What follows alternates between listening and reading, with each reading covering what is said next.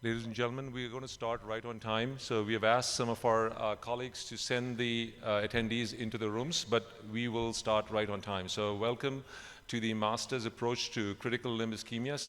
I will announce the first speaker, but I do want to mention that this is a TED-type conversation, which is supposed to be very case-based and interactive, and the speakers will actually stand right in the front, not on the podium, and you can see the relaxed chairs.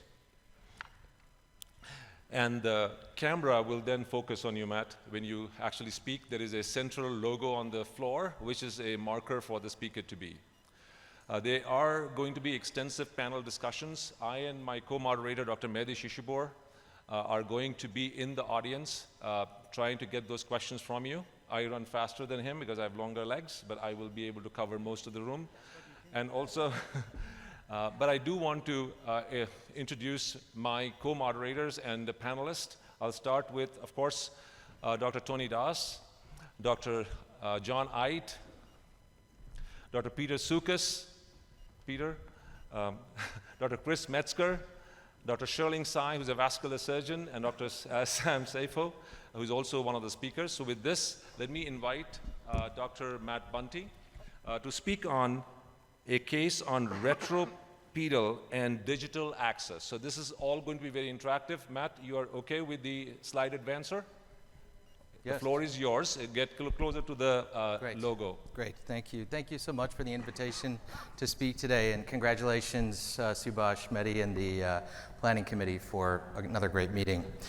So I'm going to talk about retropedal and digital access, and this is going to be a very case-based discussion. These are my disclosures.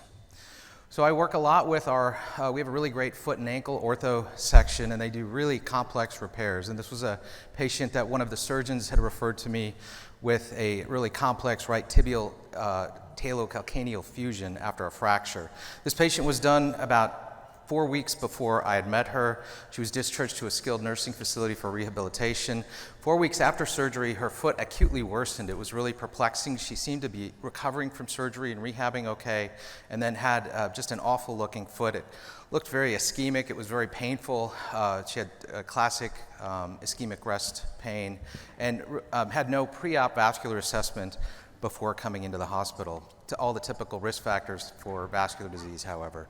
This was her foot at presentation. When I met her, you can see there's this dorsal eschar with a lot of epidermal sloughing. She's got a decubitus heel ulcer. You can see the surgical staples still in the plantar aspect of the hindfoot. And then the medial hindfoot, you see there's an ulcer over the medial malleolus. She has absent pedal pulses on exam, though she does have a operable dorsalis and posterior tibial signal, although it's monophasic. So of course we went to imaging and diagnostic vascular studies. What was impressive was, starting on the left, her segmental pressures and ABIs all looked pretty good. She had great pulsatility bilaterally, except for that hallux on the right foot, so clearly something amiss there. There's no pulsatility in that photoplethysmographic tracing and no trow pressure. But she does have decent Doppler signals, and there's brisk upstroke and pretty symmetric Doppler signals at the right dorsalis. So it was a little perplexing. Obviously she's forefoot malperfused, but the rest of the physiologic test looks pretty good. On the duplex, kind of the same story, where all of the Doppler signals going from the femoral artery down to the pop into the distal tibial vessels, pretty decent upstroke, decent Doppler signal. So it was kind of curious what was going on with this patient. The clinical challenge here was she was compliant with aspirin and apixaban with a history of AFib. She had these monophasic Doppler signals, but did seem to have a reasonable amount of perfusion to her foot, but her foot clinically just looked awful. And we're trying to reconcile what's going on here. So this is actually the hand of the vascular surgeon that I work with, Dr. Vahman, on, and you can see all this epidermal loss, a large lateral ankle wound, and really unclear why she suddenly developed this. Initially, we were all concerned that she's got some form of ALI, and that clearly wasn't the case. Ortho is considering whether they should just offer her a primary below-knee amputation, given all the exposed hardware and just how awful her foot looks. She's got a strong preference to avoid BKAs. Matt, can I ask you, can you go back before we go? Because we want to make this a little bit interactive, and please. And since you're doing it in this way, and it's great, so let's ask the panel and also the audience. So far, because we're trying to rebuild kind of like a, like we do in our hospitals, this kind of case discussion and interactive discussions, even though it's a bigger meeting, and leverage all the intelligence in the room. So with that, I guess let me start maybe with Dr. Metzger. Chris, you saw that foot. This is the ABI. They're saying that the ABI is 1.20 on the right, 1.15 on the left. You see the waveforms. What are your thoughts so far? It's a good question, Mehdi, because if you'd have seen her pre-op with that, you'd have said, go ahead, and do your operation. Yeah. And now you got this terrible foot. And one of the things you always consider when there's extensive work done there, was there damage done by the surgery itself? Because every now and then you put a screw in the wrong place or something. But I think this is one that's going to need angiography. CT angiograms are not going to show you what you need to see downstream. So Matt already started to show us the angiograms. That's what we're going to need to see here in a collaborative fashion, prepping the foot and looking from above and just seeing where the blood's going and having a good team approach. Yeah.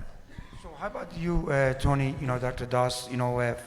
What is your threshold in regards to going to angio? I mean, how much weight do you put on the ABI physical exam? Obviously, you saw that they were examining the patient. Looks like they're having a difficult time getting pulses. This is the ABI. This is the ultrasound. So, how much weight are you putting on it?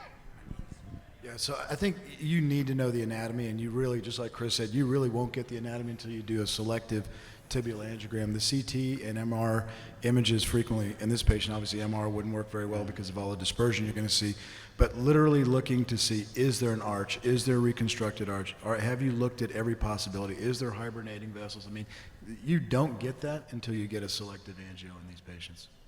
And maybe one question from Dr. Tsai, Shirling Tsai, in regards to, we always have, as some folks out there are experts and they really know the wound and can assess viability of a foot. Others may be less. How do you assess that foot? Like, when my first impression was like, oh my God, this foot is not even viable. So can you comment about, when you see that foot, and I don't know if you can go back one more slide if you don't mind. When you're looking at this, what goes through your mind to even, do you think this is a viable foot? And how do you make that decision in your mind? Yeah, I think I agree. First impression look at this foot is that doesn't look good. I actually think this is where it's really important to have a multidisciplinary team because I really rely on my podiatrist to look at this, and because sometimes you can't tell. To me, maybe this is like superficial. Maybe it's hard to tell exactly how deep the tissue injury is, but I think it's really important to have that those podiatrists help us with this. Great, Matt, thank you. Great, thank you. And don't worry, you have time. You have another 8 minutes. Okay, I was just going to ask what our you have another 8 minutes, so time you have time. is looking like. Can you take that off? Dr. Banerjee, how are we doing on time? I just want to make sure. You have 8 minutes. 8 minutes, great, okay. These are the angiograms here. I'll just let everybody look at, you can see the femoral popliteal outflow looks pretty good. The proximal tibials look good. There's a mid-anterior tibial artery stenosis, but then everything at the ankle is occluded. So I really like Dr. Metzger's point, and that's kind of how I was thinking about this case when I see this angiogram, is there had to have been some vessel injury potentially, especially to that dorsalis and its appearance. It's so cut off. The posterior tibial artery, which also supplies the forefoot through the plantar system, looks like it's a more typical chronic occlusion with parallel collaterals, kind of no-name collaterals into the foot. But so I went back to the surgeon and asked him, like, did you mess with anything in the dorsum of the foot? And you'll notice on those pictures, there is no incision there. He's like, absolutely not. We worked through the calcaneus. We had a large incision on the lateral ankle. And, they did an Achilles lengthening, all posterior. So there's no indication that there was a dorsal injury to the dorsalis, which was really perplexing. And I just wondered if you guys looking at this angiogram, kind of what your thoughts are. Dr. Eidt, what are your thoughts? Well, I can't imagine that foot salvageable. I'm just going to, obviously you're presenting it here because something miraculous must have happened. But I would have said that's not a salvageable foot, and I probably wouldn't do anything. Yeah. Well, and in fact, I appreciate that, Dr. Heidt, because that's what I did. I stopped here and I said, look, we got to probably like level set and talk to the patient and just be realistic. This looks like a very difficult, challenging problem. I had Dr. Vamanan, the vascular surgeon that work with closely, helps co-direct our vascular program, and had him take a look at the patient just to verify there's nothing I'm missing. Get as good of pictures of the foot to see the runoff as I could, but certainly didn't appear to me that there was any option for bypass here, but that's kind of what we did. So he agreed that, I think we had 3 options: below-knee amputation primarily, or an attempt at endovascular revascularization, and then maybe transcatheter arterialization of the deep veins if endo failed, but probably not a good candidate for that either for a number of social reasons. I would ask you one question. Was she in some kind of cast for this period of time? Because I really think that that's this is a compressive. It is. You're these exactly wounds right. are compressive. Yeah. And if you take all that stuff off and leave these distal vessels alone, that in a younger person you might expect to have some sufficient collateral circulation that the thing would heal. Yeah. That would be my impression. It's a great point, because we went back to the SNF and said, what happened in this week before she came in? And as it turned out, she was very tightly wrapped with some sort of compressive bandage, and that probably led to the appearance of this angiogram. So I'm going to just plow through the actual intervention here and kind of the step-by-step what I Matt, did. what made you Please. decide to proceed? Like you said, you stopped. It was the patient. She said, Doc, I know, I was very frank with her, and I said, this is not likely, to be if I get through here, it's not likely to be a real sustained revascularization. It's not that we can't go back in and try to tune you up if we have early failure of the tibial disease, but I said, I don't know if I don't try. And if you're willing to try, I'm willing to give it a shot. And that's how it started. So being this is all distal, I used a 5-French 45-centimeter sheath, antegrade with a 018 Navicross and a Treasure 12 wire to approach all the calcium you see in the dorsalis and the anterior ankle. Used the Treasure 12 wire, escalated that to connect 250T, and just was really having difficulty because the artery was so calcified. This was clearly a chronic occlusion. The appearance of this thing is really bizarre, so I think it was a chronic occlusion that, basically when it got wrapped, it just took out all the collaterals, but very, very difficult. So I knew I was not going to be able to get through this antegrade. There was a little reconstitution at the midfoot. You kind of see that on the prior angiograms that I did. Was able to see basically the pedal plantar loop, the arch, and stick that, and then wire it with a Command ES wire and get some distal purchase and use distal angiography to kind of see what the lay of the land was. I was clearly not in it was like a partially dissected dorsalis, so I got to be really careful here because I'm going to screw this up if I keep injecting and I'm not careful with the dorsalis, but it also appears like it fills a branch, and so I'm probably in the lumen at least at the entry point.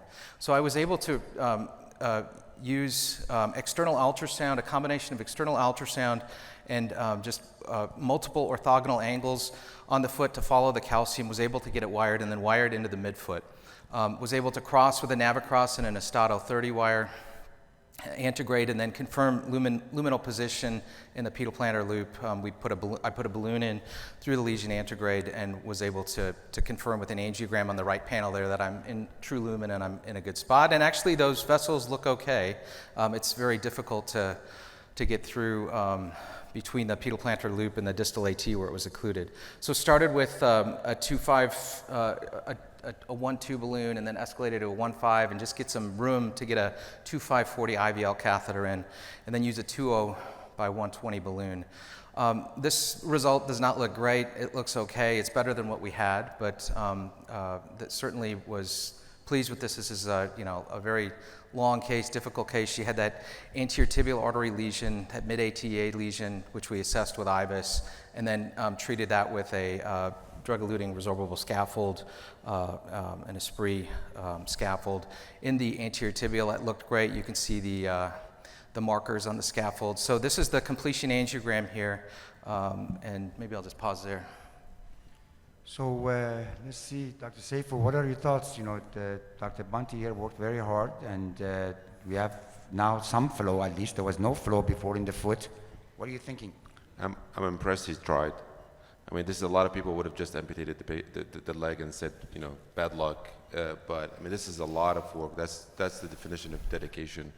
I mean, this is not your first case, CLI case you want to try. The question will be is, I mean, we have that artery open now, but are we really revascularizing the area that was not healing? And I think that's the question, should this patient come back sooner than later for try to do a true artery reconstruction through the vessel that you've just opened? Yeah. Because also we need to be careful. There's a true physician fatigue and cath lab fatigue that you get to a point after 4 hours, you just take the win, stop, and bring the patient back. I don't know. I'm interested now to see what happened, because I'm wondering if we have enough revascularization here, though. Okay, so let's see. Yeah, so this is great points. All certainly things considered. So post-procedure, this is her post-op day 1 physiologic testing, so great pulsatility now at the hallux, which was pleasing to see. The toe pressure itself isn't phenomenal, but at 36 is better than 0. She went back on aspirin and apixaban, discharged her. Dr. Eidt, to your point, we, after all this was said and done, we went back to the sniff and found that ACE wrap was probably the problem. So this is 3 weeks post-procedure. It's obviously got a long ways to go. But all of that desquamation on the dorsum of the foot, it's still got a lot of decubitus lesions, which are going to need offloading, but things are starting to come along. Very concerned with this patient as far as re-occlusion, so she's been kept on a short leash. So I would say the key learnings from this case was angiography is critical to define treatment options, as we discussed early on. You can't do this without a digital subtraction angiogram. CT, MRI just does not work. Heavily used external ultrasound, pedal axis to facilitate it. I couldn't have done this case without those two things, and just meticulous care of the outflow vessels. If you're going to do this kind of work, you just have to be very careful you don't damage the outflow, because once the outflow is damaged, then it's unfortunately probably not going to be a successful case. So thank you. Matt, Dr. Sayfo is miking out. So Okay. I have one follow-up question. Please. So you still crossed antegrade that occlusion. So the retrograde digital access, I'm being a critique here. Please, so yeah. was mainly to enhance your confidence that you're in the right direction? You know, Dr. Grantham has taught me to shorten the base of operations with his chronic total occlusion PCI. So that's exactly what we did. And it helped me to take some chances with a very stiff Estado 30 wire that I was headed the right direction. And so that is how I used the retrograde axis. And actually, at some point, that retrograde axis was great because I could tell where I became true lumen again. Perfect. Yep. We will quiz him more at the break. So let me invite Dr. Sam Sayfo from Baylor Heart and Vascular Hospital in Plano. And he's going to talk on another hot area, which is radial to peripheral, and the topic title is Contemporary R2P.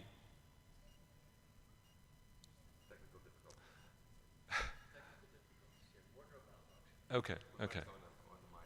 Wonderful. So Sam, when you speak, look at the audience and then stand near the circle so your photogenic picture shows up.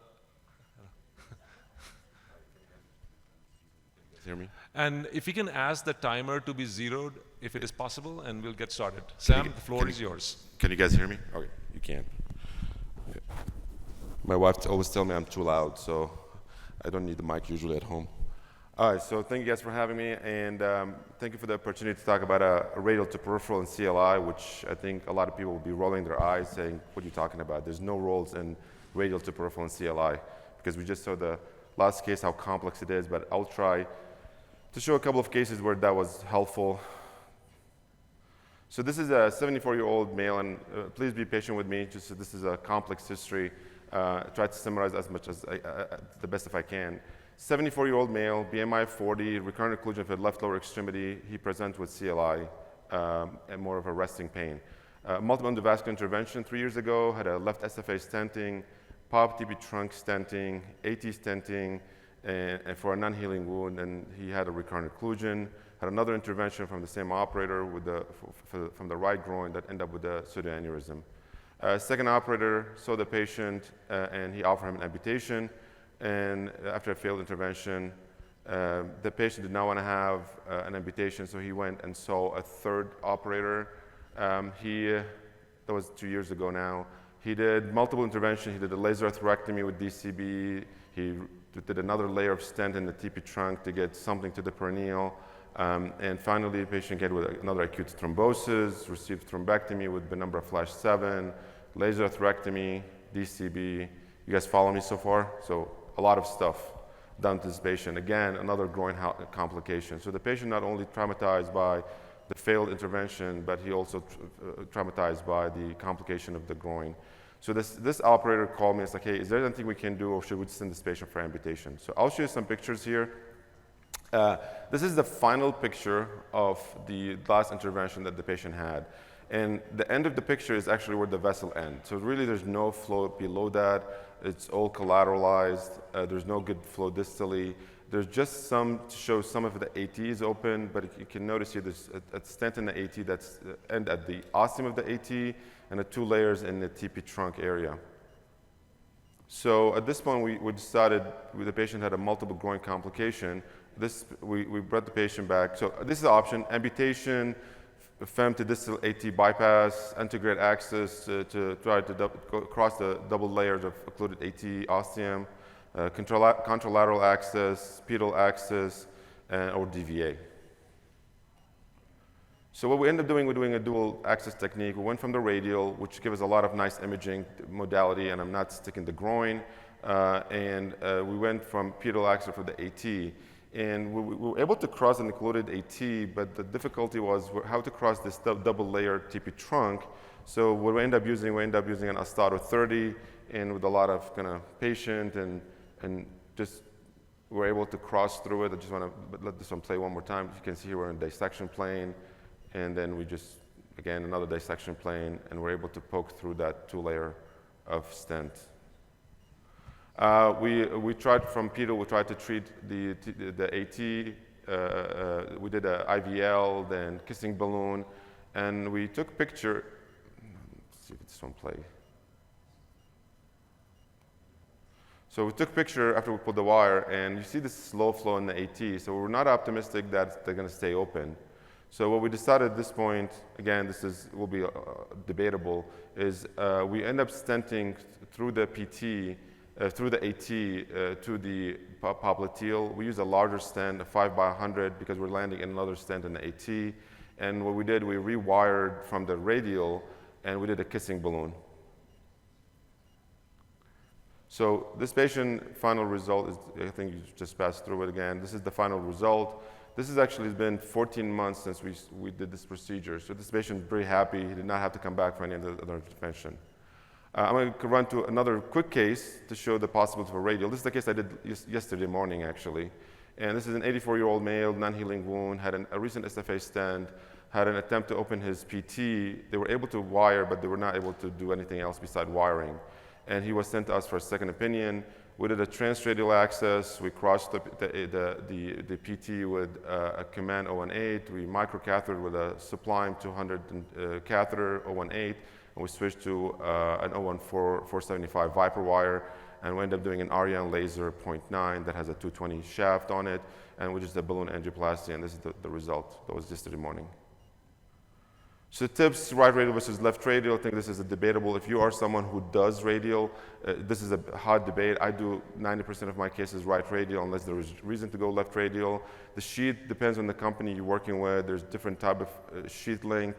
I think it's important if you have an aorta bifem bypass or EVAR, I would use a longer sheath because they take away from your catheter length. From a DCB, we really only have one product that has a 200 shaft, which is the Impact 018, and this is misspelled there. And a Ranger can get to 150. IVL, the new Eidt 150 shaft, we're able to deliver close to the proximal SFA, maybe mid SFA from the left radial. Wires, we're still the issue. This is the Achilles heel of radial. A lot of companies are working on getting us more wires, 018 wire, 014 wire that's long. Support catheter, the Sublime 035 or 018 are great catheter to deliver all the way down. Balloon-wise, we have a Surmotic 250 shaft balloon that gets all the way to the ankle if you want to. And from atherectomy-wise, we have the Diamondback and the laser. So we're having more and more equipment, but we're still lacking. So this is a paper we just published last month. This is showing our hospital, first 100 patient experience of radial to peripheral. And if you look at it, this is our first 100 patient. And in those patients, you have peroneal and tibial artery treated in around 11%. And if you look at patients coming that we treated with the radial, CLI patients around 25% of the patients. So we're not shying. And CLI patient doesn't mean below the knee necessarily. It can be an SFA intervention as well. But personally, I like to go radial initially, especially if I don't have a CT scan. I like to figure out the Go ahead. Question? No, carry on. We will have some questions. So keynotes, CLI patients very high rate of mortality and amputation, and any possible method to restore flow should be attempted. Pedal, radial, a combination, femoral, antegrade. Radial access provide alternative pathway, but limitations still present in CLI. There's a lot of more equipment that is a 130 or 150 shaft that we can go from the femoral, but we cannot have it from the radial. Thank you. Thank you. Thank you, Sam. Sam, you have considerable experience with R2Ps, and it shows. I'm going to ask Peter. Peter, Sam is your fellow. Is this what you taught him? He took the foundations of what we taught him, and he's taken it to like the nth degree. So I can't take credit for any of that. That's just his skill and determination. And my congratulations on a great case. I did have a couple questions though. The previous layers of stent in the TP trunk, were those coronary drug-eluting stents? No, they were peripheral stent, like a self-expanding. Okay. And in this particular case, did you go from a left radial or a right radial? Right radial. Right radial. And in a lot of these cases that you're doing, are you using the right radial because it's, let's face it, easier for us and more convenient? Do you feel that you'd have better reach, or has that ever been an issue going from the right versus the left radial? So that's a great question. I think when we maybe 4 years ago or 5 years ago, when we didn't have all the equipment for the radial, I think we used to go left radial because we get 10 to 15 centimeters of reach. But now with all the equipment we have, it doesn't really make a difference because you have 135 shaft stent for the iliac, you'll be able to reach. And you have a lot of radial to peripheral product that has 200 shaft rapid exchange, so to reach all the way to below the knee. Of course, if you have patient who's tall, so the limit I have, if your patient is 6 feet or taller, I go left radial. That's my limit. If sometimes patient, when they're older and they have a type 3 arch, it may make it challenging to get from the right radial, so maybe a left radial will be helpful as well. But so far, in our institution, I think we've done almost a 400 case, maybe 50 of them were left radial. The rest are right. Sam, what is the learning curve for R2P number 1? And number 2, what about fluoro and air karma and panning up and down? So give us a flavor of this case. Yeah, so actually doing, we all have done these cases when we are hugging the II, the old-fashioned way. Now we try to avoid that, especially with the old concern about radiation exposure, cancer-related, et cetera, cataract.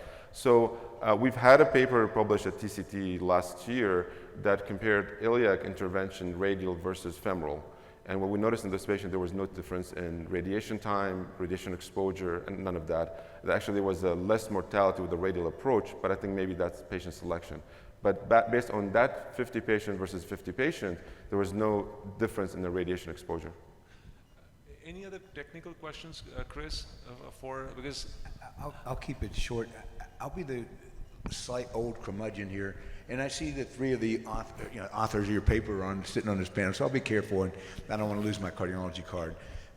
I will say my only encouragement would be don't go radial zealot, and that happened in the coronary world. And my point there is you're taking the smallest artery, the furthest away from the action, and there's a lot of other bigger arteries closer that give you more options.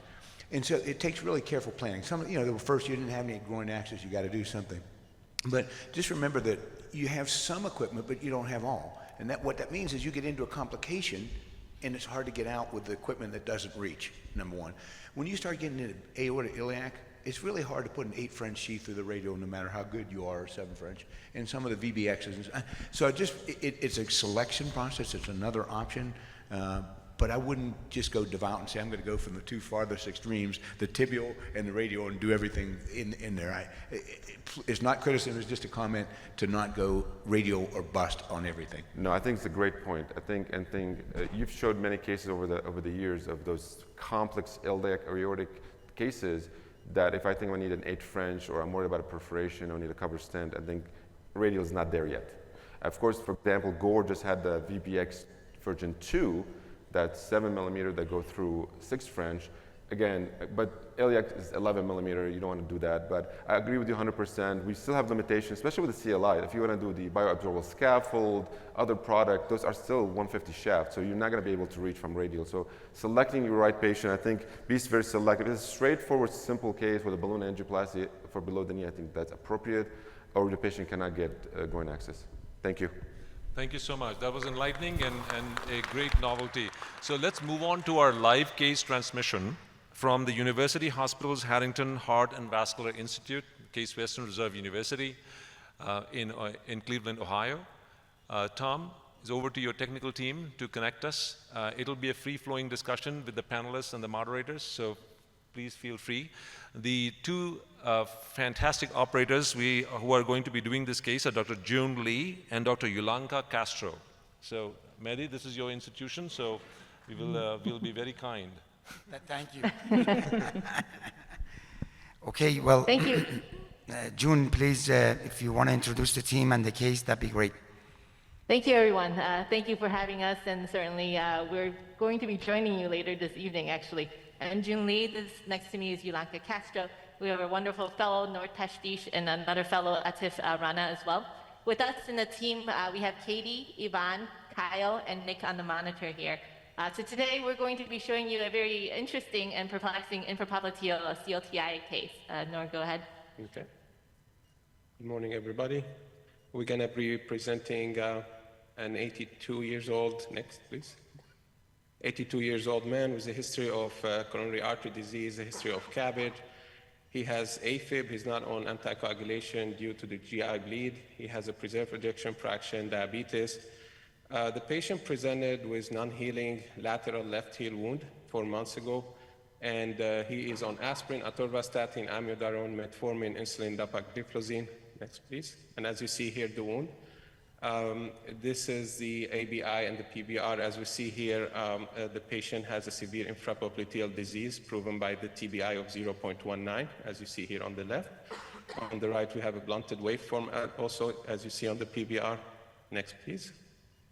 And this is the angiogram from back in April when the patient had his first procedure. As you see here, the pre on the left, we have a severe Eidt disease, severe peroneal disease, and the PT also is disease here. And we see here the post, the patient underwent a successful balloon angioplasty to the AT and the peroneal artery, and we have a nice run off here down to the dorsalis pedis. Next, please. So over the course, the patient lost follow-up, and he reported that the wound that originally presented with got improved, and then he came back again with the wound is not healing, and then a new wound on the dorsal aspect of the foot, and the edema was not really well controlled. Next. And this is a repeated ABI also. We see some improvement in the left infrapopliteal disease, but still the patient has a severe TBI proven by 0.28 and the blunted waveform as you see here on the right side of the screen. He has a non-compressible artery also in the ankle as you see here in the DP and the PT, which is indicate a severe calcification in those vessels. So Next, please. let us take you to the images that we got today so we can review what's been going on in the interim 3 months. Go ahead. Yep. So as you guys can see, we talked that he had widely patent iliofemoral system overall, and his issues in infrapopliteal disease. As you can see, our AT, that was our suspicion, is reoccluded again, severely calcified from the proximal to mid segment. His PT known to be occluded from before, with no real outflow in the PT, and the peroneal severely diseased. And the next one, we actually take a good picture of the foot. We can see how, there's the peroneal actually fills in the posterior communicating branch, actually goes to the heel, and the ATDP actually gives that pedal arch, but the predominant flow overall, is a collateral flow from the DP and the peroneal as well. And we've taken other images as well in a more AP view. We can see how the peroneal actually, the posterior communicating branches are actual, the only little bit of perfusion that he has to the heel at this moment. I'll turn to the panel here and kind of see what everyone's approach might be here now that we've essentially failed our first intervention. He's come back in about 2 months. He's been compliant with his DAPT, has not had any bleeding issues at all. So I'd love to hear from the panel what would be your approach on the revascularization at this time. Okay, June, before we get into the engagement and as you're working there, let me just introduce the panel so you know who is here. We have an elite team here, so you have a lot of help. We have Dr. Tony Great. Das, Dr. Eidt, Dr. Soukas, Dr. Metzger, Dr. Shirling Tsai, and Dr. Sayfo. And as you know, Dr. Banerjee is here with me and Dr. Bunte. So we have a bunch of folks here and a lot of people in the audience. Let me start maybe with Dr. Das. What are your thoughts, Tony? I think there were 2 wounds, one near the heel and one on the anterior aspect in the kind of AT territory, and this is the anatomy. So heel wounds are really complicated because it's 2 vessels that ends up supplying them. You need both the perineal and that posterior tibial, the anterior tibial. One of the things that I find kind of good about a case like this is that it's already been crossed once. So when it reoccludes like this, at least the proximal part of the AT, you're going to get through, in my opinion, probably much easier than you did the first time around. So I think that's a favorable thing. Now, the other thing that I see is that the arch is actually almost complete. So there's a visualization, and I can almost visualize a command wire getting all the way to the arch and potentially getting around the pedal arch. So I think this is in some ways a very favorable anatomy for success. So let's see how it goes. I just jinxed you, I'm sure. Okay, well, let's maybe move a little bit. So that's at least one recommendation. What are you guys thinking there, Dr. Lee and Dr. Castro?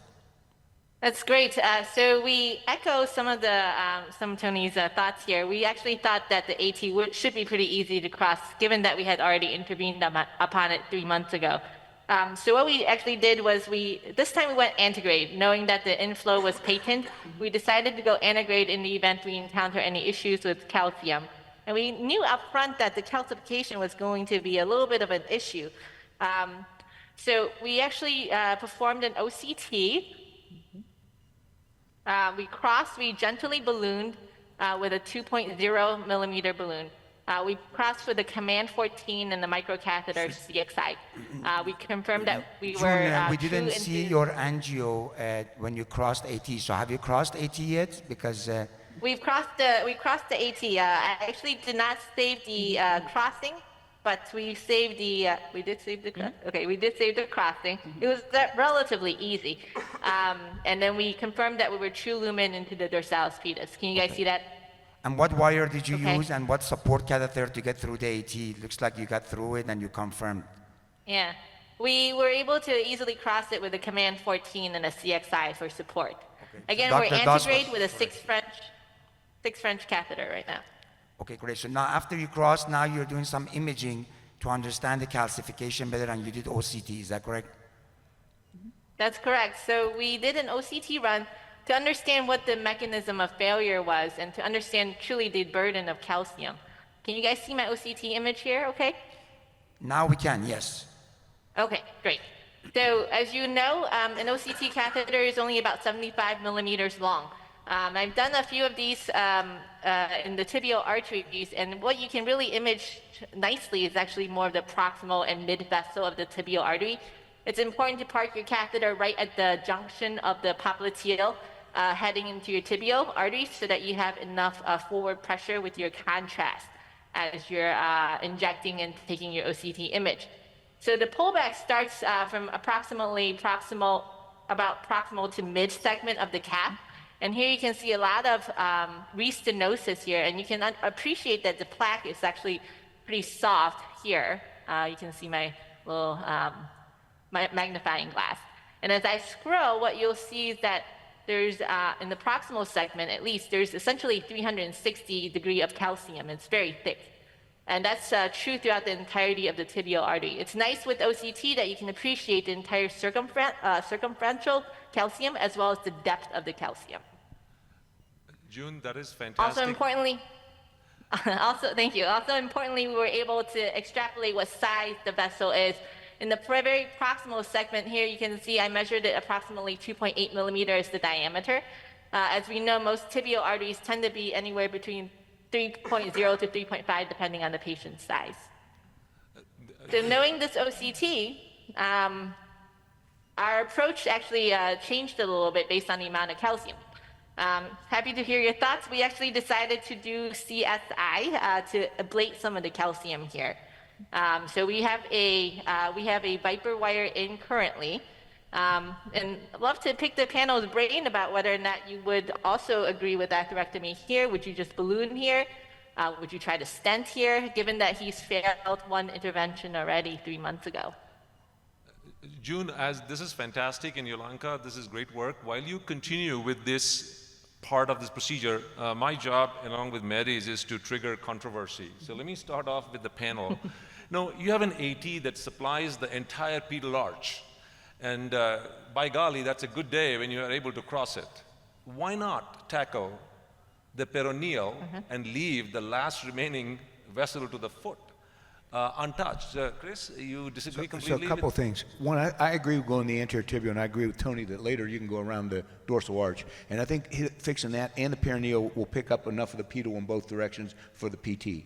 My concern here would be CSI with poor outflow. Correct. So CSI is a great device. I'm not knocking it. It's a good device.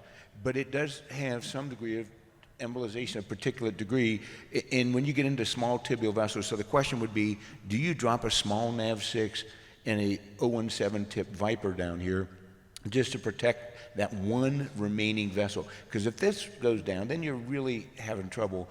I'm sure she's going to use a 125 crown and very slowly, and lots of flushes, but that'd be my concern of CSI. Peter, what are your thoughts, Peter? Yeah, I think when it's a CLI patient and you're working on the sole remaining vessel, I echo Chris's concerns about distal embolization.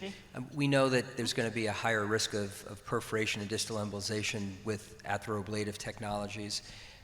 This would be a case where I think, if I could, I would treat the calcium with intravascular lithotripsy instead. I think that'd be a safer way to do it, and ultimately will probably get you a much better lumen than the orbital atherectomy will. Now the question is, what if you can't get the balloon down there? Then in that situation, I do think it's reasonable to make a channel with like a 125 microcrown so that you can then be able to more easily deliver your IVL balloon. And with the E80 devices that are coming onto the scene right now, we should be able to do this a little more easily with a lower crossing profile than, for example, with the S4. And you'll have 400 pulses and you'll be able to treat 8 centimeters at a time. So it'll be a lot quicker and I think a more efficient procedure when that catheter becomes more widely available. June, we're seeing you as we talk a lot, but you're going nice and slow on your CSI. You want to tell us about any feedback you're getting, and how long are you limiting your runs as you do these runs? That's a great question, and I love some of the comments that went around the filter, etc. I don't know if you saw my panning all the way down to the ankle. We actually did decide to place a small NAT6 up front, primarily to protect the distal bed. It is important, given that it is a one-vessel runoff into the foot, that we do preserve it. As we know, with any atherectomy device, embolization is a risk. When I do my runs, I typically actually run it for about 20 to 30 seconds if I can get to the end of the lesion and the catheter and then come all the way back. And I do go slow, as you can see. And it's important when you round the bend of the AT, I don't know if you guys saw the initial round, you have to be very careful. That's an area that perforates easily, so you have to be vigilant about how you're rounding that interior part. When I went a little bit higher, I actually chose not to go back into that rounded proximal aspect of the AT for that same specific reason. So we're gonna go one more at 140 KRPs here. June, So would everyone agree on putting a filter in this case? While you're doing that, I'm going to ask a couple of questions about the imaging aspect of this. I was going to ask maybe Dr. Sayfo, has your practice changed? I know there is more IVUS use and there's now OCTs picking up a little bit. I know yesterday we had the fellows course. and there was like a mandate that if you're going to do atherectomy, you should do OCT in the coronaries. Your thoughts about the tibials and imaging, IVUS, OCT, and do they have a role? I mean, June has a lot of expertise in OCT, and she really understands it, and I think helps her guide, her approach and the device that she's going to choose. Yeah, I mean, I think it's, OCT versus IVUS, even in the coronary, is a controversial topic. If you're a really good OCT operator, you know how to read the images, you know how to perform the images, and you get good result with it, I think that's great.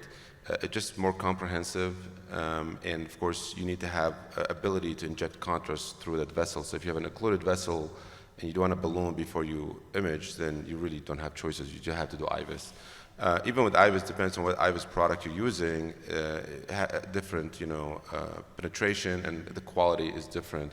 I would say just applying what we learned from the coronary to the peripheral, I think that this case where you have an occlusion or re-occlusion of a vessel within 2 months, I need to know why that happened. So I think that's very important. I think this is a must-do kind of IVUS in this situation. But if you look at the data, we only have one randomized trial for the IVUS use from Australia, so we don't have a lot of data to support the use. I would do IVUS. I would not do an OCT. I think OCT will be more advanced, and I think you need to know how to read OCT very well. But this IVUS also, what we learned from doing IVUS for trials, because now if you look at the bioabsorbable trial or for anything below the knee, IVUS become mandatory because we need to size correctly when we put those bioabsorbable scaffold. And what we learn is those vessels are more calcified than what our eye tell us. So maybe one of the reasons those vessels have been failing historically is that we're not treating the calcium. We're just thinking there's no calcium, let's just do a balloon angioplasty, and then you end up with a dissection, or we're not appreciating the dissection. It's very interesting to see the OCT used, and maybe we change our practice later on based on this experience. Yeah, I think June maybe can at some point just talk about some of the work that she's been doing around the technical aspect of performing OCT in the tibial, and also the findings. How do we utilize the information that we get? I was going to ask Matt a question. Matt, your thoughts about you brought it up, and this issue of these patients that come back frequently, like after a couple of weeks, a couple of months, and we go back and we do angioplasty again, and then they come back 2-3 months later. What is your approach when a patient comes back within the first, let's say, 90 days of a reocclusion like this patient? Do you do anything different, or do you just do the same thing you did that first time? What is your algorithm? Thanks. Well, June is nicely showing us the imaging before, and to Sameh's point, I definitely use intravascular imaging and usually IVUS in my practice to try to understand the mechanism of failure. And if that's identified and addressable, then absolutely I'd probably work on that same vessel and try to address the issue. Although I think it's important in these cases not to burn bridges. Recognizing that the average lifespan of these tibial interventions is about 3 months, and hopefully you can get the wound healed. That's the endpoint that we're all interested in for these patients. If the wound doesn't heal within that 3 months, then your alternative vessels to work on become important. So important not to burn bridges here, and just keep close contact with the patient so you can identify problems early and pivot and be dynamic in the care. Dr. Eidt, I want to involve you into this. Is your strategy going to be slightly different from what we are seeing? I don't think so. No, I think this is, I think the same concern about dysembolization with the CSI, but no, I think this is what we'd probably do. Because I think one of the challenges we should speak about is the role. I think OCT imaging is fantastic, but I think we should think about it maybe in the context of not a short, limited occlusion, but maybe more. So the question about doing contrast injection after crossing a CTO, where the passage of crossing is yet not confirmed, it can be not of small consequence. So I'm just want to bring that up as a discussion point. I can tell you that there is coronary CTO and OCT, but it is not as prevalent as it is with non-CTO lesions. So this is just a challenge question. I invite any one of the panelists to just pick up Shirling imaging. I know you don't use OCT, but do you have concerns selectively injecting say a longer and more complicated CTO where you have to struggle even more? So, and June, you can chime in. If your technical ability to cross this occlusion would have been slightly more challenging than what it has been today, would you have still adopted OCT as an option, or you feel comfortable to know how you crossed to be comfortable doing a high volume contrast injection in that situation? So. That's a great question. I think, so full disclosure, I've actually studied this pretty extensively. Some of the data is going to be coming out this year, towards the end of the year. But I've done this in a number of patients, including patients with CTOs in the tibial arteries. It's important, some of the comments about occlusiveness, right? So if you have a CTO, it's important for you to predilate first. When I actually came up with the protocol, I planned for a predilation with a 2.0 millimeter balloon before OCT in the patients with CTO. And that's primarily so that I have enough of a lumen, at least, to see around the OCT catheter. But I actually don't have any concerns about doing OCT in the tibial CTO segment. Now, I'm not a coronary CTO operator, so I think some of my coronary colleagues are probably cringing right now. But at least in the tibial segment, I've studied it pretty extensively, and that has not been an issue at all. As long as you confirm that you're true lumen distally. And the contrast, Subhash, we inject it in the true lumen above the lesion. So it doesn't really matter, it's not going to impact the CTO or the length of the CTO because the contrast that's injected is above the lesion. You are not injecting into the lesion. I was going to ask, Shirling, you were going to say something? I do have a question. Yeah. To me, on the initial angiogram, it looked like the perineal proximally is open and reconstitutes distally. And if the AT failed in 2 months, is there a thought to go for the perineal in this case? It is the angiosome. When we did bypass, we don't bypass to the angiosome, we bypass to the best target. But some people would argue for endo stuff, maybe you want to target the angiosome. Is there a thought to try to revascularize the perineal? Or do more of a complete revascularization. So what are your thoughts? I guess let me start with Tony. When you approach these patients with CLI, do you tend to be more aggressive from the standpoint of multi-vessel revascularization, or do you stick to this old school one vessel runoff, you're fine? No, I think that what you want to do is get everything that you can accomplish at that time within a reasonable time frame. And there is a little bit of fatigue in these kind of cases. But the anterior tibial looks like it's going to revascularize all the way down to the pedal arch. So at that point, and the perineal's open, it's just diffusely diseased. I would go ahead and treat that now. After fixing that, I would go to the anterior tibial and try to cross the pedal arch. If I left there without being able to cross it, but I left it with 2 vessels open, I'm very comfortable coming back in a few weeks and then making that attempt. So the order of events would be get the anterior tibial opened up to the pedal arch, don't try to cross the pedal arch yet, fix the perineal, which is going to be relatively straightforward to do, and then go for the arch. You might be able to do all of that in one setting, just because you look like you have the AT completed relatively quickly. The perineal we know is going to go quicker, and then this is probably a reasonable time to make that attempt to get across the arch. I would do that. So I think this is a really good point, because I think Dr. Soukas mentioned a different way. Yeah, there's always different ways to skin a cat, right? If you ask 3 operators, they may do this case differently. So having a filter here is important, but also complicate your procedure, because now you have to take the filter out, and then you have to put another wire in the perineal, and then if you have to artery reconstruction, you have to rewire the AT again that you just operated on. So I think maybe one approach to this case will be, I think AT is the largest vessel.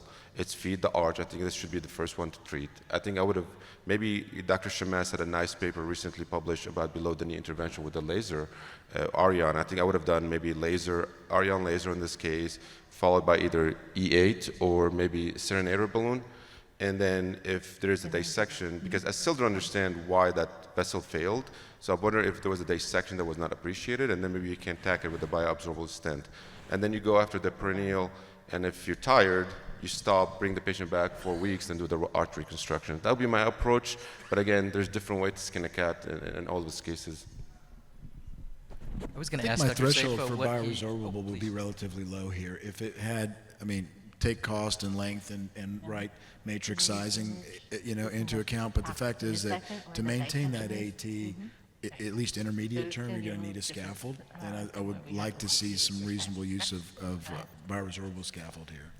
Yeah, that's great. Dr. Sayfo, I had a question for you on the Ariane. So what do you think the role of using that atherectomy technique is into the foot, and how do you use it when you're working distally versus using IVL, or in this case we're using orbital atherectomy? You mean the arch, or just below the knee in general? Just below the knee in general, perhaps? Yeah. I mean, I think if I see mild to moderate calcification or no calcification angiogram, I feel comfortable using the Ariane laser. If I see very calcified vessel, unless I'm not able to cross something, I think CSI is a reasonable option. But if I see mild to moderate calcification, I think an Ariane laser works really nicely, and it create a channel that you can deliver your IVL or scoring balloon or serenator or something like that. So June, let's come back to you. You just in the angiogram, it looked like it was pretty good. There's that little slow flow is probably some stuff in the basket. Are you OCTing now? Yeah, I am. So I wanted to show you guys actually the segment that looks like there may be some dissection, and it's actually the exact same segment that had reoccluded. So I wanted to specifically image that area, and here you can see, if we can flip to the OCT screen, right around marker 55 here, you see all that dissection here, and perhaps that is actually the mechanism of failure, right? We have to ask why he failed in 3 months, because we actually had a pretty decent runoff into the pedal artery. So I would say that this is probably more likely the area of failure. Typically, I do my OCT, I didn't click correctly, but typically I do my OCTs with coronary dose on the cine rather than DSA, so that it tracks the camera marker as it comes up. You can kind of still see it moving in DSA, it's just a little bit easier, going back to the more traditional ways of how we analyze OCT on the coronaries. So I think, given that this is I suspect actually the area of failure, love to hear your thoughts. I already kind of know what I want to do, but love to hear the panel's thoughts. So after the CSI, we actually did give some vasodilators just to make sure that we have decent outflow as well, and then we performed the OCT run. So June, I have few comments on the OCT. Again, caveat is that I'm actually trying to incite debate here. So I see some fracture or intimal tear, which is expected after atherectomy, but I also see it on the opposite side of the calcification, which is in the normal area. So when you don't have concentric calcification and you have eccentric calcification and deep islands, do you employ the same techniques, and how do you make sure that the wired bias would actually ablate not the normal segment? Because it seems here that from the angiogram, that the dissections, and from the OCT, that you have actually ablated the normal segment, maybe more. I'm just trying to ask you that question, and what do you feel? And you are an expert, so tell us, how do you interpret this? That's a great question, Subhash. So it is tough to control exactly where your atherectomy device is going to end up ablating or essentially grinding on. And I think that's one of the inherent deficiencies using orbital atherectomy. One can argue that using directional atherectomy, you can point your catheter towards one side versus the other side. So you can use that as an alternative. I think angiographically, it's always tough to assess, right? Because angiographically, at least, it looks like it's a circumferential amount of calcium. So it may be tough for us to exactly differentiate where to cut. I liked Peter's idea of maybe considering shockwave as an alternative, and using shockwave, you could actually essentially crack the calcium in a 360 degree so that there isn't as much bias. It's a question to the panel, and please, opine. Maybe Peter, start with you. If you do use some ablative technique or strategy, is the objective is to achieve an ablative result or ensure that you are able to expand your final treatment? I mean, 3.5, 120. there are evidence in both directions. What is your thought? Peter, I'm asking you. Yes. Yeah, I think we learned in the early days of atherectomy in the coronaries that trying to achieve a great lumen with atherectomy was fraught with problems. And really, I think our thoughts and the role of atherectomy is really more as a vessel prep device, just like we use IVL. I mean, IVL is a vessel prep device. You're going to follow it up with something later. So I have become more conservative with my ablative level of aggressiveness. I'm not looking to get a great lumen. I just want to change the compliance of the vessel so that I hopefully, when I do finally end up putting in a plain old balloon or a scoring balloon later, that I'm going to get a good lumen and not hopefully have any kind of flow limiting dissections. And Tony, are you already, when you saw this lesion, say you are going for the AT, is your mind already focused that this is going to end up with a stent? And then if it is, then what stent? So I think that kind of evolves, and talk through it. How does that change your strategy, what you do before stenting? I think that's the thing. And then Chris, you at least agree with me, Chris, I'm sorry. No, I'm kidding. So go ahead, Tony, first, and then Chris. Well, I mean, I think that, your threshold for changing technique has to be present when you've had a failure this quickly, right? So now if you do the same thing, it's like you're going to end up with the same result. And I think understanding the mechanism is always worthwhile. And oftentimes you can uncover where the actual problem is. Here, it's not the whole vessel. There's about 6 to 8 centimeters in the middle of the vessel that seems like it's the most recalcitrant portion. So prep it properly and then scaffold it. And this is an ideal place for a bioresorbable scaffold. I think that as we get more experience with those, the data seems to be favoring use of those in cases like this, but not having to scaffold the entire vessel. And if it comes back further down or somewhere else, you can always go after it at that time. So I'm a fan of get the lumen opened up. And we learned with Orbital 360 when we published, thousands of cases of orbital atherectomy, that the goal was not lumen size. It was always compliance change. And you have to get away, like Peter said, you have to be a little bit more conservative on the size of the choice of the atherectomy systems, because you're really trying to change the way balloons are going to behave, the way stents are going to behave. And if you can do that, you're going to get a better, at least intermediate term result. So very briefly, I agree with everything Tony said. I like the idea of prepping the vessel and then doing a long inflation with something, because you really want a spot scaffold to me, but you got to get a decent lumen. This is one time I'd think of focal force like a chocolate balloon or something else, just because, not that there's great evidence, but it does get you a bigger lumen with less dissection. That's what we're looking for. Or IVL if you didn't get enough out of your CSI. And then after long inflations, then looking for those 1 or 2 spots of failure and putting scaffold there, remembering that this failed in 3 months after a prior angioplasty. So maybe you got too much recoil, maybe it wasn't enough balloon the first time, but I really want to get as much lumen as I can safely, and then spot scaffold what's dissected. Let me put Mehdi on the spot. He's the president of the Heart Center. So Mehdi, does June have unlimited access to bioresorbable scaffolds? Today? Today she may have unlimited access, but I don't know about tomorrow. But what do you think? What do you think about the? So now we have bioabsorbable scaffold that's commercially available. The other options you have is the tack stent, and the third option would be old-fashioned coronary stenting. So you have 3 options. So how do you choose which one? I mean, this is a very long dissection that will need maybe 3 bioabsorbable scaffold to cover it, or would you choose tack stent where you kind of select where you want to tack it?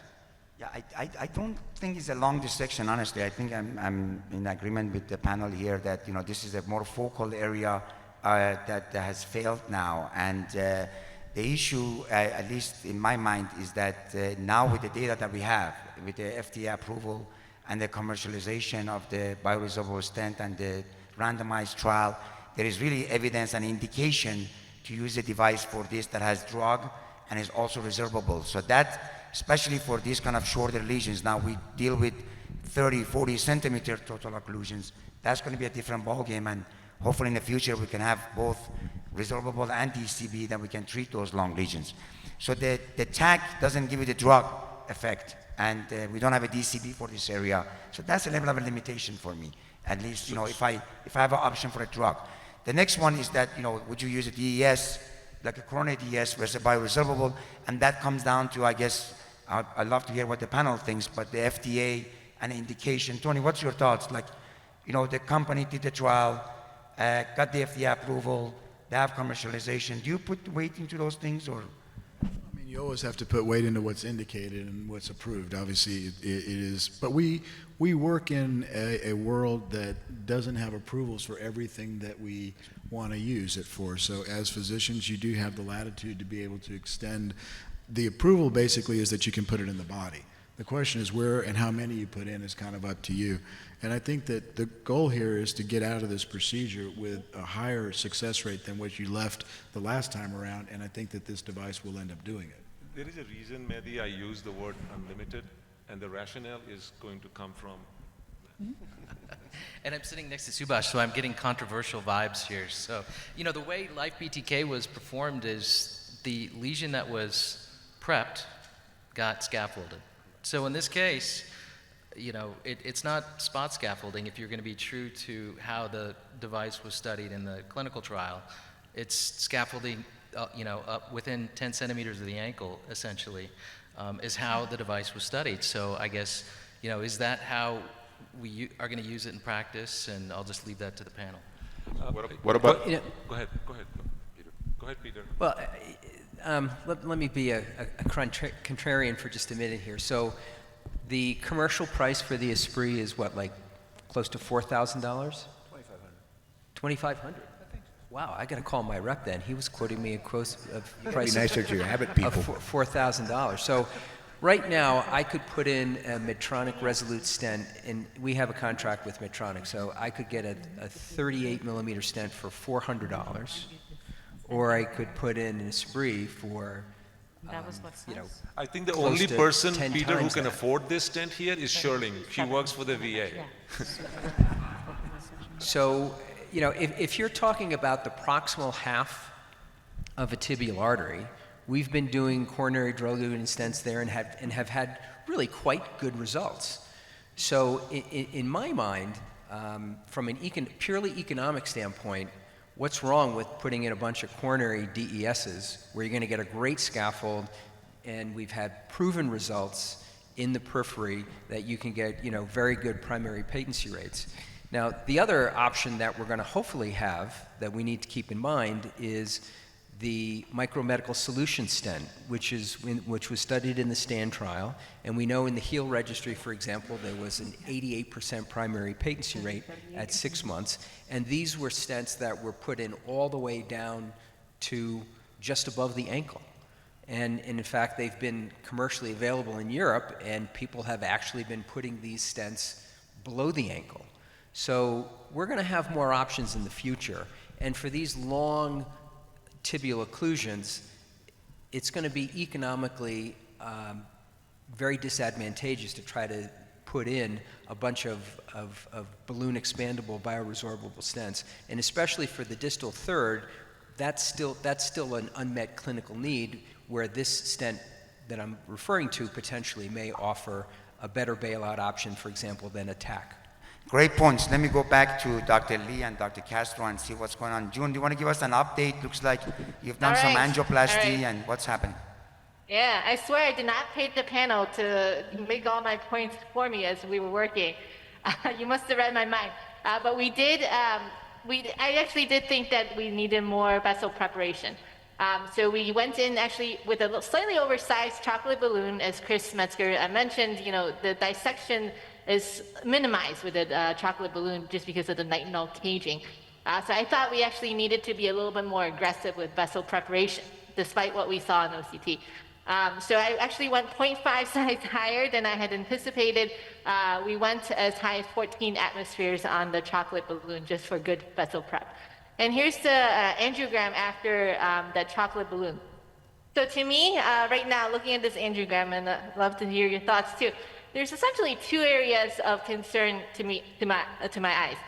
One is this area of dissection, which we did see on the OCT as well, and then a second area of residual stenosis right here. And we talked a lot about scaffolding, stenting. Do you line the whole artery? Do you do spot stenting or spot scaffolding? Given that Mehdi has given me permission to use however much money I want for this, in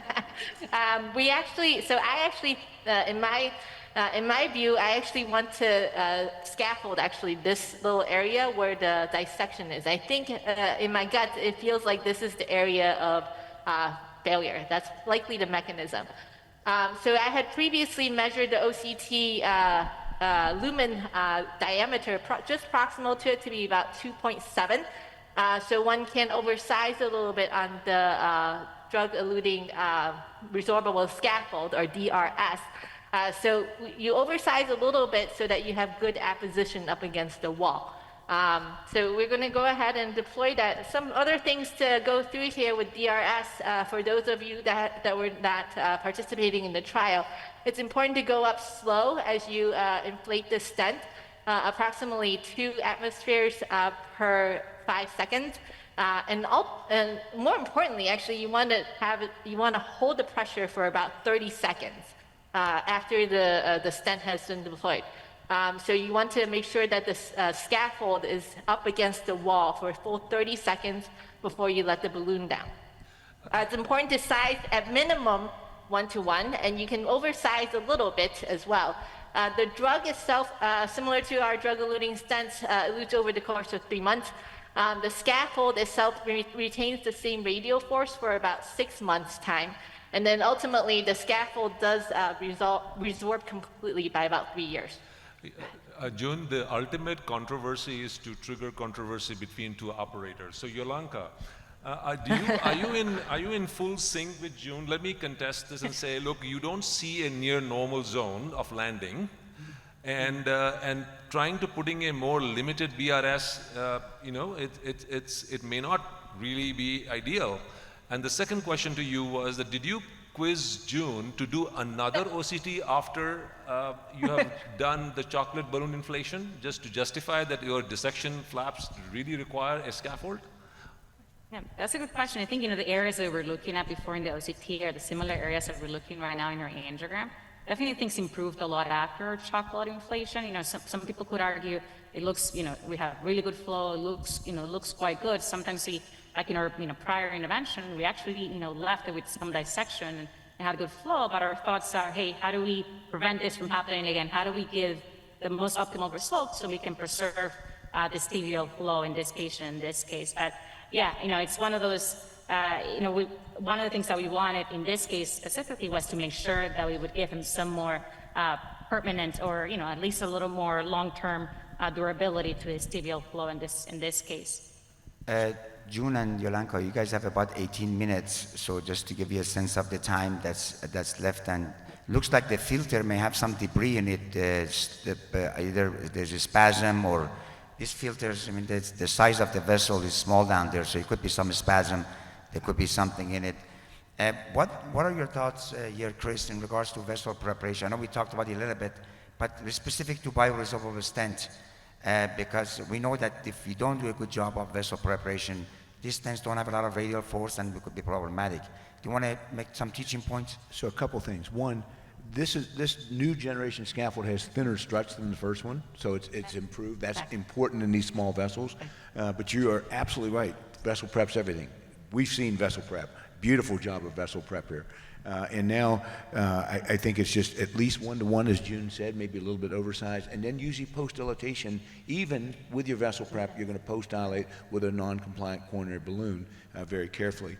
Real quick question, June, as you get going, are you going to put one scaffold or two? And if you're going to put two, do you put the distal one in first?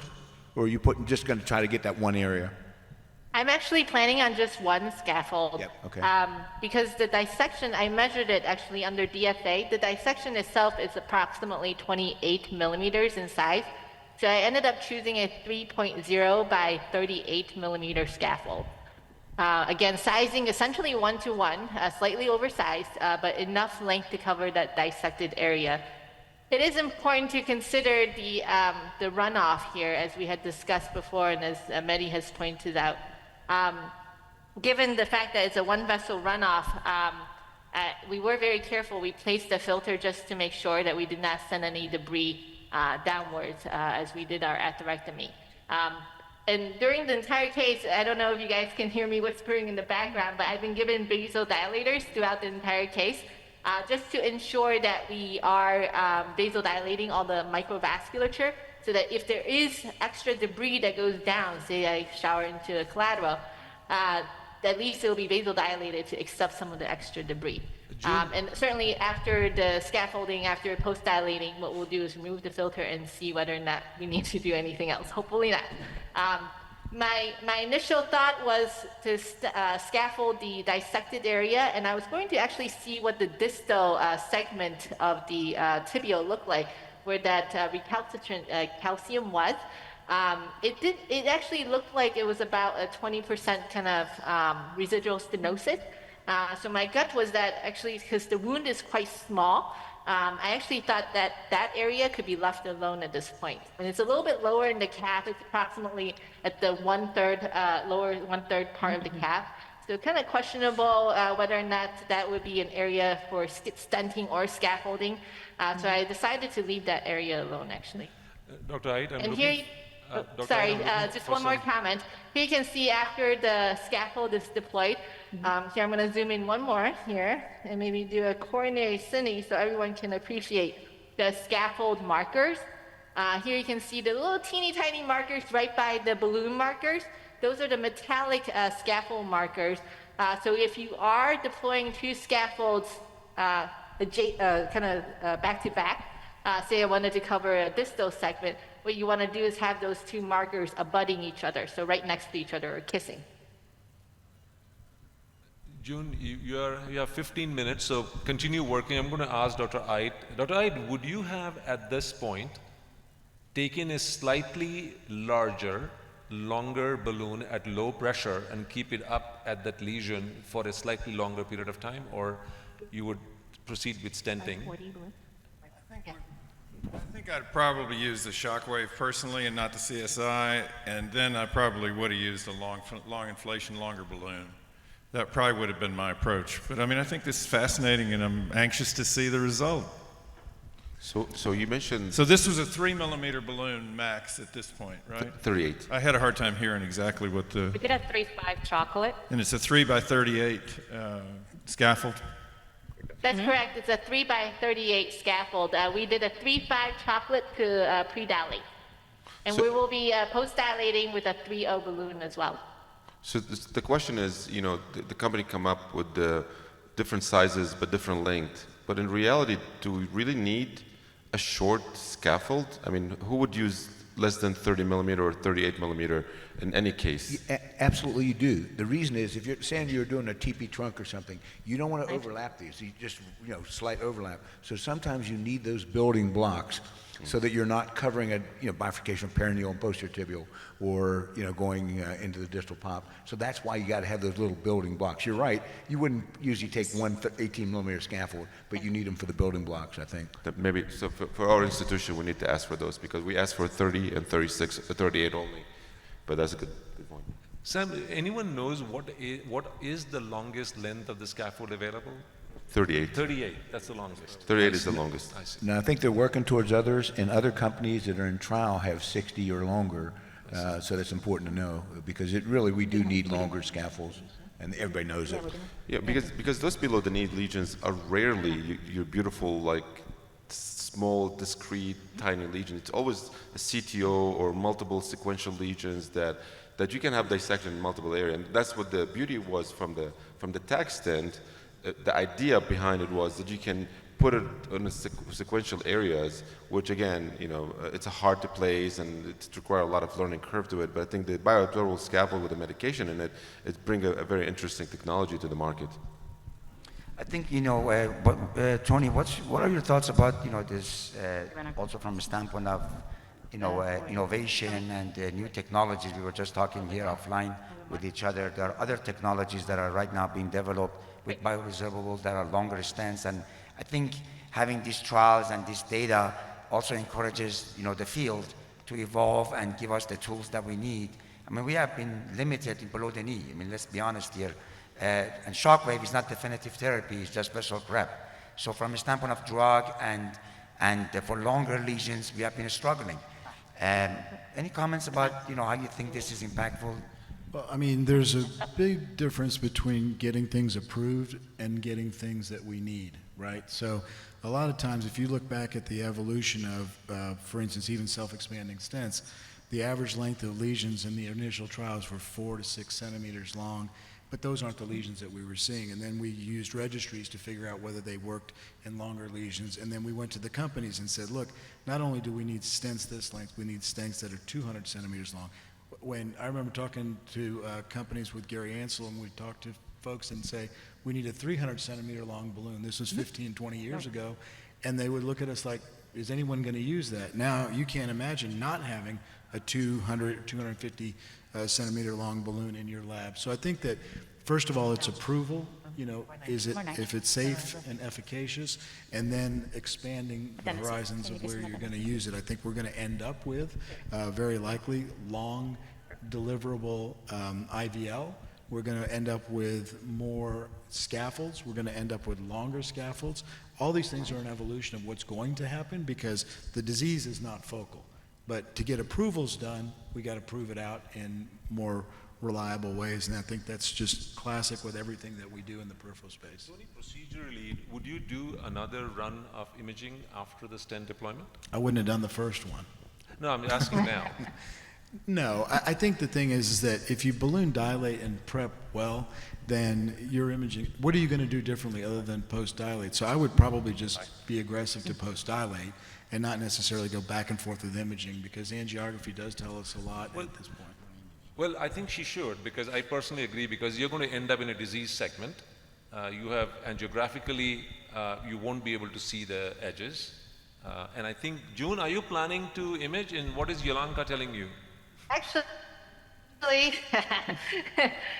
we are actually going in with the OCT right now, mostly because I'm an OCT dork, and I want you to see the BBS with an OCT. Hey, June, can I ask, when you do an OCT run, on average, how much contrast are you injecting with each one of those imaging runs? It's about 10 cc's, so it is actually 100% contrast. In my trial, I did actually look at half dose contrast versus full dose contrast. Not to spoil it, but it seems like the full dose contrast is probably the better option here. Do you want to see that? So may I ask the panel about, anybody has experience with the spur stent below the knee? And what do you guys think about that technology? And you're in the corner. Yeah, we were part of the trial, and I have to say, every case that we did, we had a stent-like result without leaving a permanent stent behind. So I have to say that's a very promising technology. So June, can you go over the OCT? You have about 9 minutes, 8 minutes left. We'd love to see the final result. All right, the OCT is in. We're actively doing it right now. Auto calibrate. Enable. So right now you're injecting 10 cc's of dye? Yep. Okay.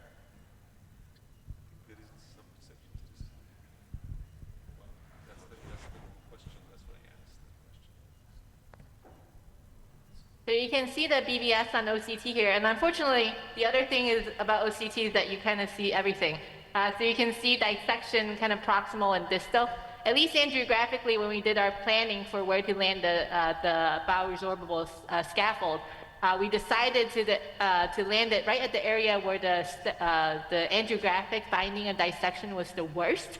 And here you can see we actually did very high pressure inflation. In fact, some of the scaffold is already kind of buried within the tissue itself. And here you can see very excellent expansion of the bioresorbable scaffold. And here, like I said, you can see everything on OCT, right? So you can see a small dissection that's residual at about 2 p.m. here. Or sorry, I guess 2 o'clock, not 2 p.m., at 2 o'clock. However, angiographically, we had decided up front that that area did not look terrible. I'm going to do one final DSA run before we come off camera, just so we can see under DSA what that looks like as well. I think that scaffold looked beautiful, Getting you know, somewhere. and that dissection is so small. We just have the most sensitive device in the world to look at that. So angiogram and everything else in flow, I think it's going to be okay. Are you planning to remove the filter so we can see a good runoff? Yes, yes, we're gonna do the filter removal after we do our next DSA run here.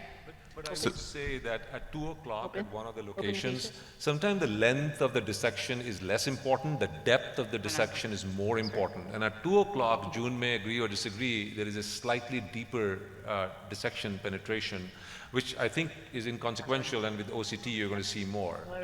So commenting about that, so June, can you comment about the anti-imagers' argument that the more you image, the more you stent? So especially above the knee. So the more imaging you do, you can see dissection that you may not see angiographically. So what's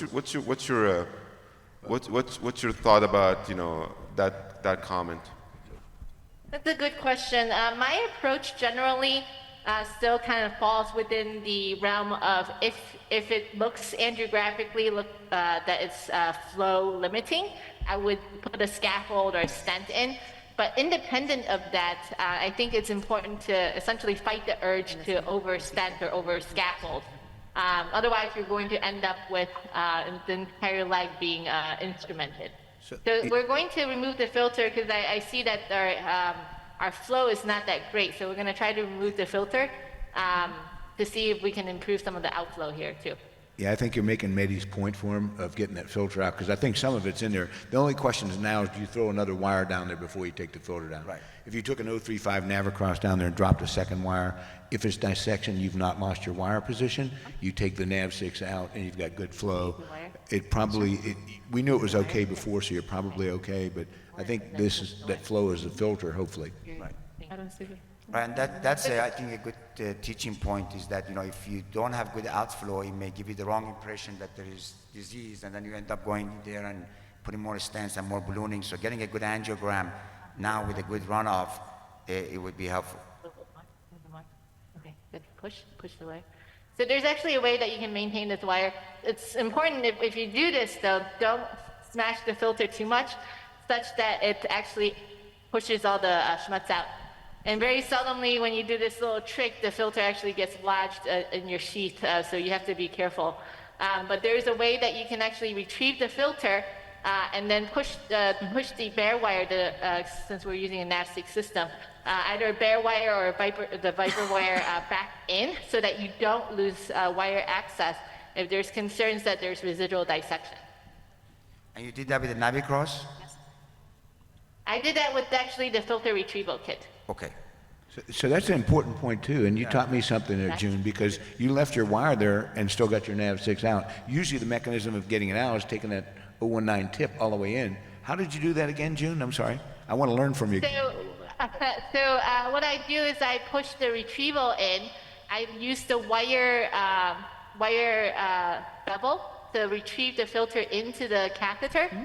And then once the filter folds in, but not all the way because you don't want to extrude any contents out, I wait until that little W folds in to the retrieval catheter, and then I advance the wire such that I can maintain wire access. God bless you. You just saved me 2 hours over the next month, I'm sure. Very nice. Very nice. All right, here's the moment of truth. Are you going to give Did you give some nitro or no nitro? Yeah, nitro. We gave some nitro. Beautiful, huh? All There's right. a little bit of, still a little bit of residual stenosis outside of where our initial BBS is.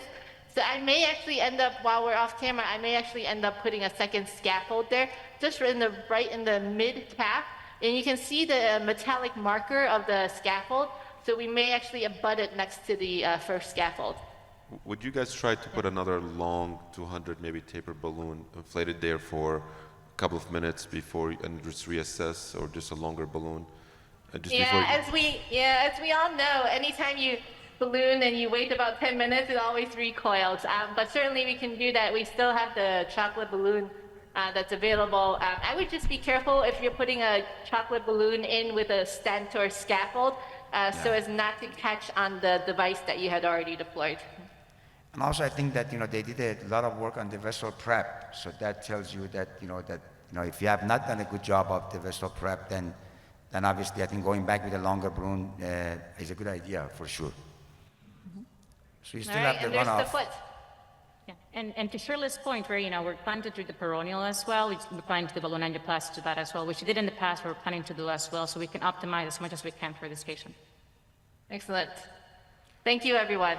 Okay, well, great job, June. Thank you so much, and Dr. Castro and the entire team. Fantastic work. That was a great case and a lot of teaching points. I think we're going to move to the break for 30 minutes. Please enjoy the exhibits and the break and the refreshment, and we'll see everybody back here at 10:30 for a number of series of cases and discussions. Thank you.